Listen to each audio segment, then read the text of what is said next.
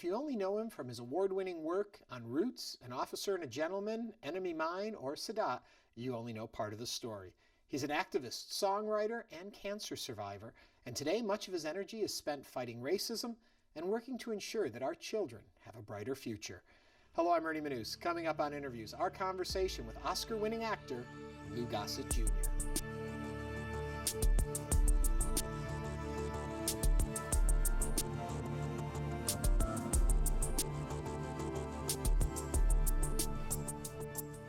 At this point in your career, how do you gauge success? Oh boy, how do you gauge success?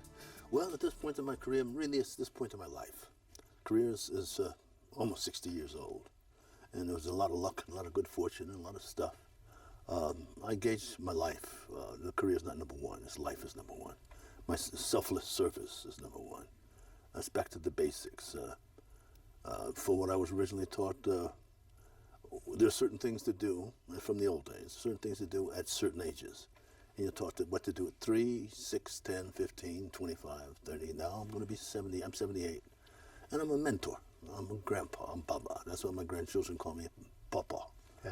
And it feels very comfortable to communicate with the next generation, which is something I think I normally should do. We all at this age should do, is to communicate our experience, strength, and hope to the next generation.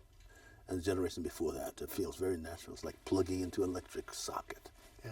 So it's not so-called career as much as life. Did you feel celebrity took you away from real life or helped you to see it differently? Both. Celebrity makes you feel really close to life because of the product. You have to be connected with real life to do that, to get that attraction from the public. And then when they want to see you all, and they kind of put you in a special category, we have to be careful because that's our job. We're not really stars. People think we're stars, and we're in people's homes. Right. But it's a job. Take me all the way back. Oh, boy, that's a long way. All the way back. Mm-hmm. Originally, sports was the direction you wanted to go? Oh, yeah, back in the school, I played ball. I grew up with Sandy Koufax and those guys. Yeah. And we played some pretty high-quality sports. It was equivalent to semi-pro, both in softball, baseball, and basketball. I have the trivia of hitting a double against Sandy Koufax, who sent everybody to the hospital because he threw 110 miles an hour. So this time, I was really angry. So I closed my eyes, I grit my teeth, and I heard a pop. And they said, "Just run." So I ran, and I hit a double. I don't remember it, but I hit a double. But we grew up together playing very competitive against one another. Him and a guy by the name of Art Matrano. He went to a high school called Lafayette, and I went to a high school called Lincoln. A lot of pros came out of that. And so he went to the Dodgers. I went up to the Knicks training camp, and those were great days. A lot of fresh air, a lot of oxygen, and a lot of sports. That's how a kind of competitive thing started. What was it about performing, acting, that drew you over there? I don't know. I think about that a lot. What was about drew me to perform and acting. But I do remember I didn't have a bedroom. It was kind of everybody was poor in that neighborhood. We took very good care of each other. I lived in a basement, and my bed was the living room. It was a day bed. They'd fold it up and become the living room. So whenever there was a party, and my uncles, my heroes, would come and dance the boogie, or the boogie woogie and the jitterbug. I'd look through the window and they were having such a good time. So I learned how to do that. So they wanted me to do the jitterbug with them, and finally I was good at it. Yeah. And I liked that feeling of being in front of those people. I liked performing with the records, the 78 records, to Ella Fitzgerald and those guys. I remember that music a great deal. So whenever I could get attention, I ate it up. So that's probably where it started with my family. A different feeling, though, than being recognized for sports achievement as opposed to performing achievement? I don't know. There was some desire to be accepted at that time. It was during the time of Jackie Robinson. I didn't come from a black neighborhood. I came from a very diverse, completely poor neighborhood right after the Depression. So we really needed one another. We played with broomstick handles as bats and old tennis balls and sawed-off fruit baskets that we put one skate on and tires. And I mean, a home run was 3 tires, 3 sewers in the streets. And we really relied on one another. And before the cell phone, there was the elder women saying, "I'm going to tell your mama." And if I didn't get home, and my parents didn't get home in time, it's a very unique kind of, and we can prove that it works. if I didn't get home in time, my parents didn't get home in time, I could have gefilte fish, lasagna, menudo, corned beef and cabbage, depends on who was home. Nobody thought about anything about it. I was put in bathtubs with my friends, and they were put in the bathtubs with me, and they got all kinds of food, and we kind of grew up like this. And I'm talking about more than Coney Island, it was Brooklyn. So out of that came Barbara Streisand and Carole King and Sandy Koufax and Arthur Miller and Woody Allen and you add infinitum. So we created a renaissance in art and music and medicine and politics that lasted quite a bit of time. I've heard you talk about your childhood, and I think about the hard times that you faced being poor. And then I look at today's families, and I often wonder, in some ways, do we romanticize the time of your childhood because of how family held together, how it was a different structure? Even if it was poor, there was something else at play there. There are the difference between then and now, and I'm trying to plant that seed again. The poor here are hungry. They're desperate. We were not hungry. I mean, we had chicken feet and rice and fish heads, and whatever that culture was came from a poor place. They knew what to do. Then we had the Victory Garden, and my father was a fisherman, so he came up with 20 pounds of codfish one day, and each person on the neighborhood had codfish. We thought about one another. If there's somebody who didn't have anything to eat, they would be sat at our table and we'd feed them, and we'd get some hand-me-down clothes. There's something about that concept which is what I'm trying to do today with our young people, with the Racism Foundation. It's not what you can get, it's what you can give. And magic seems to happen if we take better care of one another, and we're sensitive to one another. Then that conflict resolution is a very important thing. Those rules kept us from going a little crazy. We took very good care of one another. And those people who I grew up with are still alive, we're still very close. So something about that, I think, is a value for me to pass on, for what it's worth, to the next generation, that perhaps have gotten deluded a little bit about what's important, about oil, gold, munitions. In the meantime, our children are dying, and the planet is dying. Now, Ebola, maybe God did a thing. Maybe he put Ebola out there for us to have to band together to beat it, because it's going to take all of us. Plus, we're going to have to act before the fact, not after the fact. Yeah. So that neighborhood concept, which worked before in times of crisis, may have to happen again globally. The wisdom that you have when you talk about these things, your understanding, was that with you since you were a child, or Probably through life did you start to notice it? Well, career? it's well, we all kind of get those informations when as children, and all of a sudden things happen in grown-up lives. If we're in the right frame of mind, they begin to connect the stuff that worked and the stuff that did not work. So they connect dots. Does success pull you away from it to some degree? As you're starting to be on Broadway, be in films, winning awards for your acting, success is there for you. Does that pull you away from your understanding? It or can. It can do both, though, because at the age of 19, I found myself in Africa, in Kenya and Tanzania. But before that, I thought Africa was Tarzan. So it got me to Israel after the Six-Day War with Tony Curtis. It got me to South Africa, got me to England, where I lived there for a while, and I've been to Iceland and Australia and Mexico City. So I got this education. The best education is traveling. Yeah. But it's kind of tough to do today because there's so much unrest. But show business did that for me. I didn't get that special treatment that stars got, but I got to those places. Today, there's an absence of depth, I think, in our society. So it's just fast, and what can I get now? And how much money can I make? And I think that's valuable, but the most valuable thing is what Kennedy said. What can you do for your country, not what the country can do for you. Yeah. The world, really. And it's a positive donation of any kind for the salvation of the planet is extremely important today. Yeah. I mean, it's the number one thing, I think, is the salvation of the planet, and the other is the biggest commodity is our children. So if we're concentrating on oil or gold or diamonds or silver or uranium, then we all may as well be in a 747 airplane. It's at 30,000 feet, and the plane is plummeting to the ground, and everybody inside the plane is fighting over who's going to be in first class. Right. You got to get your priorities in order first. Take me back, Raisin in the Sun. Ever since I first read it, I was just so moved by the story of it. And I'm wondering your connection with it, being so invested in it. What do you see when you think of that show? Well, I think about, I'm very grateful that Lorraine Hansberry chose me and Ivan Dixon and Bobby Hooks and Lonnie Elder. She didn't know who was playing what, but those were her favorite people. So I'm very grateful to be one of her favorite people. They didn't decide what part I was going to play until the first week of rehearsal. But that was the year. That was the year right after the grossing is for the Knicks. I decided I was going to play basketball, and I really had enough theater blood in my bloodstream to go and roll my sleeves up, regardless of what part, and join Sidney Poitier and Ruby Dee. Come on, that's a no-brainer, man. And I was Goose Pimpley, and I had to play my part, and I got serious. And finally, they gave me this part. I wanted the other part. I wanted the romantic African part. That's okay. So I got it, and we did this, and it turned out to be a very funny character.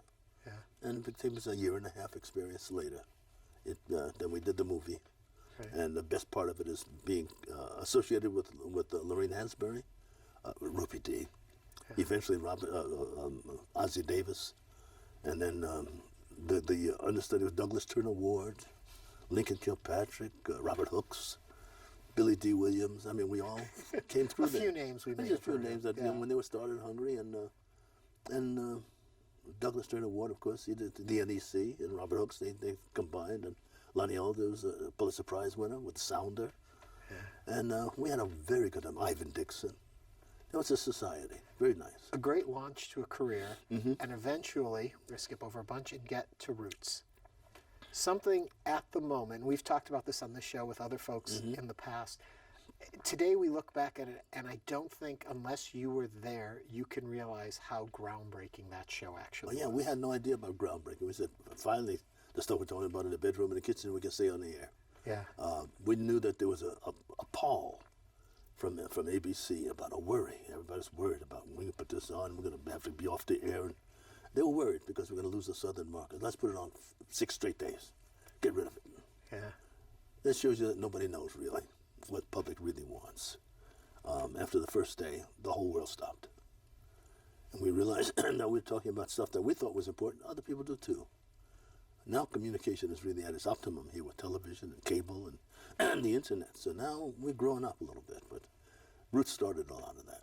Were you surprised by the reaction it got? Totally. I was totally surprised by it. I just knew we finally get it out of our system. Yeah. So we did a pretty good job with it, including all kinds of friends. And the thing I remember mostly is my best friend at the time was Vic Morrow. Yeah. I remember him from Combat, and we used to play ball together and stuff. Come from New York, talk like this, hey, Louis, So but he takes all these accents, and so he came up to me just before the whipping scene. He says, I'm going to apologize in advance. I didn't know what he was talking about. I knew he was going to whip him, but he made me so angry at him. What's your name? I was trying to get him to change his name. I knew it wasn't Vic. It was playing. That's one of the greatest actors I've ever known. He was so convincing. And LeVar was just out of SC. He was a kid.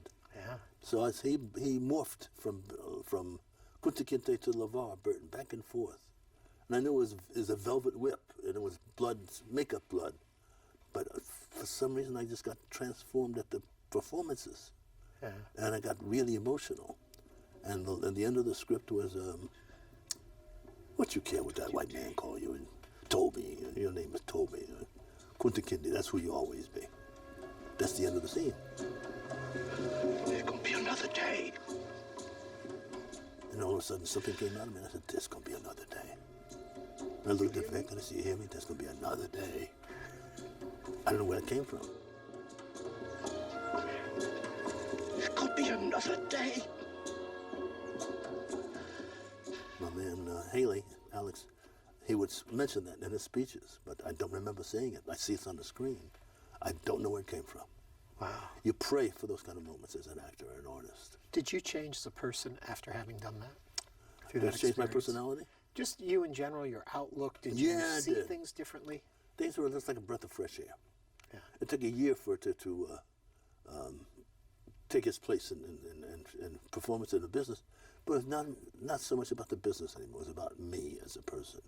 Stuff I had to hide because of fear, stuff that I hesitated to say. That's why we said in our kitchens and our living rooms. We now said it on primetime television. Yeah. Now it's continuing on.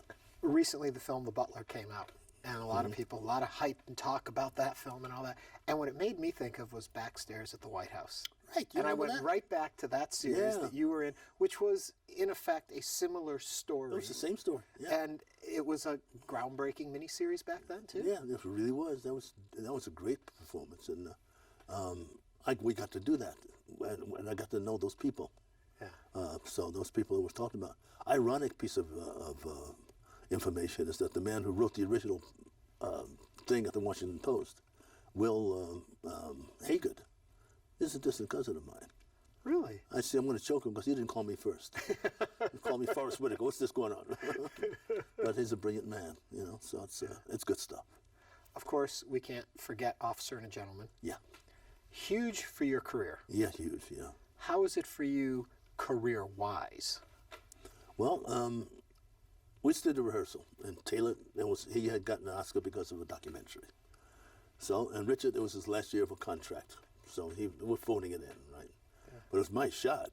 Yeah. So I got the part, and they paid off, I think, Scott Glenn, who had the part. And my agent had bonded, I don't know what he said on the phone, but I showed up ready to give an argument why I should play it, and he said, no, you got the part. Now you got the part, now I got to play a Marine DI, right? Yeah. So I made some calls, and I called down to MCRD, Marine Corps Recruitment Division, down in San Diego, the extent of Pendleton, and spent 38 days, except for Sundays, in basic training, learning how to be a Marine and a Marine DI. Did everything but smoke the camels and drink the beer. And they showed me secrets of how they stayed clean and stuff, and with the attitude, there's an awful lot of love, then you got to sit on it. Yeah. And showed them the other part. So I learned, and I came up, and I started getting in the actors' faces, and they giggled at me. I said, I tell you what we're going to do. Move you around 20 miles away. And you're a Marine when the time you get up, when the time you go to bed. So something must have happened, because the word came from Port Townsend, Washington, and I was up there losing my mind. But I just wasn't going to handle it, and the Marines backed me up. Yeah. So all of a sudden, people got real serious. And we got a good performance, including the person I admire a great deal is Richard Gere. Yeah. When did you realize it was a role that was going to, win the Oscar eventually? I had did no you realize idea. it was that important or that well done? I had no idea that it was going to be an Oscar. I just was very surprised. I had no idea. Because it's you get involved. You don't go for Oscars when you do a performance. You just do the best you can. Yeah. So I had no idea. First, Fiddler. I had no idea. Yeah. I had no idea about Officer and Gentleman. I know I did my best. And everybody kept talking about it. I want to know what next is, you know. And then at the evening of the Oscars, I sat there with my son and my agent, and right in front of me is James Mason. And over there to the right is Robert Preston. It's their last movie. I thought, come on, man. They're going to get it, you know. We're going to give them a standing goodbye ovation. It's going to be wonderful. So I'm in the top 5. And there's Charles Durning sitting over there, and John Lithgow. Oh, come on. The winner is Louis Gossett Jr. Next thing you know, I get an elbow in the chest. Boom, boom. They said your name. I said, get up there. I said, get up. There's Christopher Reeve and Susan Sarandon. Yeah. So I get a hug from Susan Sarandon. I look over, make sure it was okay on TV. And then shook Superman's hand. And I said, this belongs to all 5 of us. And I wasn't prepared. Did you realize the social significance of it? Only the 3rd African American to win an Oscar. Yeah, the first African American man. Yeah. Because Sydney is Bahamian. Ah. You know, so it's that's after the fact. Yeah. After the fact. There was a time when I started to celebrate this stuff, and you kind of lose your focus a little bit when you do that. Mm-hmm. It was very uncomfortable. I had a great grandmother who sat up here, and she knew. She only lied to me one time. She said, "This is going to hurt me more. It's going to hurt you." That was her only line. Yeah, so I think she said that to other people too. I rather have grandparents who said the same thing. But success and life are the same and simpler than we make it sometimes. Yeah. You talk about your great-grandmother and A lot. An amazing woman and a very strong woman. Yeah. Where do you think she got that strength? She got it from her parents. Her mother was a slave, obviously. And there's a love story, which hopefully maybe I'll do one day. I didn't know it all, but it's her love. Her mother, her father was an Indian from northern. What's the name of the Seminoles? Yeah. Yeah, so it was a Seminole man who went into slavery to be with his woman. And that's my great-great-grandfather. And my great-great-grandmother was a slave. And it's a romantic thing, and finally they figured it out, and they escaped. Does that live within you, those stories? Do they help make you who you are Yes, today? they do. Yes, they do. I've got Cherokee in me. I got Cherokees. Everybody's part Cherokee. They didn't shoot one arrow. They were lovers, not I don't know what fighters. they did. Some dust or something. And then, of course, then to get the opportunity to go back to Africa.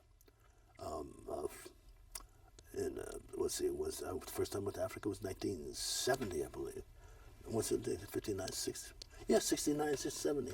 Yeah. To do the Bush Baby. And it's Jomo Kenyatta is still president. And all I knew was about Tarzan, Jungle Jim. I think he went nowhere around. Bwana meant sir. And they called me Bwana. Yeah. I'm Bwana. Yeah, you're Bwana. What does that mean? It means Mister. Oh, I thought it meant Tarzan. And all kinds of stuff. I did an episode of The Nurses in New York. And it's when television was in New York. They had the Defenders and You Are Here and all that. So I played a juvenile delinquent that got shot in the stomach. And at the end, my stitches break and I die in the stomach. Yeah. So now this is the first year of Kenyan and Tanzanian television, national. So people watching television in front of the stores, hundreds of them looking at this one little television set. So I get off in Nairobi, and these young Africans, I don't know very much Swahili, so they did a double take. So by the time I got to the hotel in Nairobi, the street full of people. I didn't know what they wanted me for. Maybe they're going to put me in jail. I don't know. Yeah. So finally a young man comes up and says, could you excuse me? I said, what? Would you open up your shirt? I said, open up the shirt. And he went banana. And they said, how did you do that? I said, how did I do what? How did you come back to life? That's the first year of national television for somebody who had never seen a movie or television before. They believed that story so much that they wanted to know, how did I come back to life? Wow. It's a different story now, but that was the first year that those particular people saw television. What does that do with your understanding of the power of the media? Oh, it's amazing. The media is, the media. And of course they send movies there to them that don't make them unrestful, but that's different too now. Yeah. But it's a learning lesson. It's a learning lesson about how this media of ours can color a thought or flavor a person. Yeah. You guys have a large responsibility then, don't you? Yeah. To tell the truth. Tell me a little bit, we'll just shift a little into politics for a minute, to talk a little bit about, you campaigned for Barack Obama. Of course. He has been in office. Where do you see us going after his presidency? Have we made a change? Is there a shift in the right direction? Or... Yeah, I think I'm going to start with Kennedy. Let's go there. Okay. Then there was an obvious confrontation between one and another. Then the Republicans, the big Bush, I liked him a lot, the father Bush. I like what he did. I like his son was a little bit different. But now you can see obvious confrontation. And you even got the Tea Party, all this it's above board. We have the computer. Everybody knows everything. And there's also trickery, all kind of stuff, the politics. And then Barack Obama, the symbol of a man coming from his roots are Kenyan and the fear on the other side and the whole thing. And now it's going back and forth. But in the middle of all of this is those things that those forefathers wrote. They didn't mean us at the beginning, but that really means anybody who comes to this country. And those things that were written in blood, we hold these truths to be self-evident, that all men are created equal, that they are endowed by our Creator with certain inalienable rights. I pledge allegiance of the flag of the United States of America, all of that. It's really real. They did it in blood. And if we come into this country and not practice that, whether we're here or not, then we're not being very American. Yeah. We're not being very patriotic. It's supposed to be an open place for us to seek our happiness, internally and externally. And that's the image that we got the respect globally. Until we get that respect back, we're going to be throwing darts at. So we have to look in the mirror. We're a young culture. We're doing very well. I'm very patriotic about it. I love this country a lot. But we need to take a chill pill and be honest with our personal selves. Get rid of racism, our differences. There's no superiority. We need to hold hands and put this country together the way those forefathers wrote it, and get on with this. Yeah. Talk a little bit about what work you are doing today. What is going on with racism? Well, now it's I've been to the White House with the Brothers Keepers program. I'm part of the United Nations, UNICEF. I'm here, Anti-Defamation League. We're saying the same thing here. I've got a Lifetime Achievement Award from the City of Los Angeles and from 3 or 4 other places. I was chosen from the African Union, the 7 top African countries, to help them reconnect the umbilical cord with the history, theatrically in future, and to help try and keep Ebola under control and erase it. It has nothing to do with some of the movies, but the movies got me in a position to do. I was thinking that too. If it That's what wasn't seemed for to that happen. launching pad, if it Yeah. wasn't for being able to get the success and notoriety Yeah. through the career, you wouldn't be in the position to do the work you're doing So I haven't today. spoken about a movie, but that's happening. But it's not #1 anymore. It's and it's good for the soul. As a result of my being of selfless service, I've come back to life. I came from the doorway of death, I guess, from the cancers I had. I don't have any trace of it anymore. It's replaced with a proper diet and exercise and people and places and thoughts that I want to encourage other people my age to do. It's life-giving. Well, I don't think we can do any better than you. Thank you so much for thank you. joining us and sharing your story. Thank you. Lou Gossett Jr. All right. Get down, give me 50.